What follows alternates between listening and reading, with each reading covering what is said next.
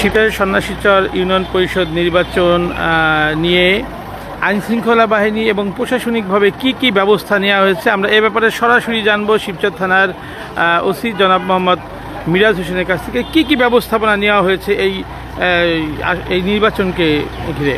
ধন্যবাদ। আপনারা জেনেছেন যে ইতিপূর্বে আমরা 18টা ইউনিয়ন নির্বাচন করেছি 3 দফা।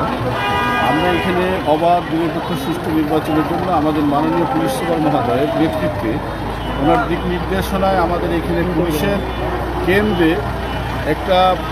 একটা পর্যাপ্ত ফোর্সের ব্যবস্থা আছে এবং প্রত্যেক কেন্দ্রে স্ট্রাইকিং মোবাইল ব্যবস্থা আছে এবং অল ওভার আমাদের পুলিশের পাশাপাশি আনসার, বিজেপি, র্যাব এরা সবসময় জন্য টহল আছে। আমাদের জেলা গোয়েন্দা বিভাগের সংস্থার পুলিশ তারা টহলে অব্যাহত আছে।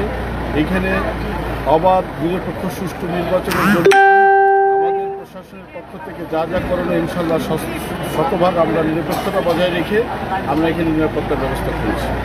ভোটাররা যাতে নির্বিঘ্নে এসে ভোট দিয়ে আবার তারা নির্বিঘ্নে বাড়িতে পৌঁছাইতে পারে সেজন্য আমাদের টহল অব্যাহত আছে।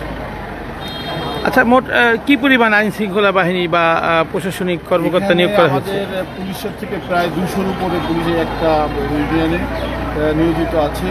এখানে 4 স্তরের নিরাপত্তা বেষ্টনী তৈরি করা হয়েছে।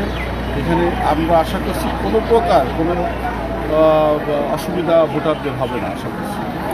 ভোটার উপস্থিতি তো আপনি কেমন দেখছেন? কয়টা কেন্দ্রে গিয়েছে? আমি এই পর্যন্ত 4-5টা কেন্দ্রে আমি ঘুরেছি। সব জায়গায় ভোটার উপস্থিতি আছে এবং স্বতঃস্ফূর্তভাবে ভোটার উপস্থিতি হয়ে তারা ভোট দিচ্ছে।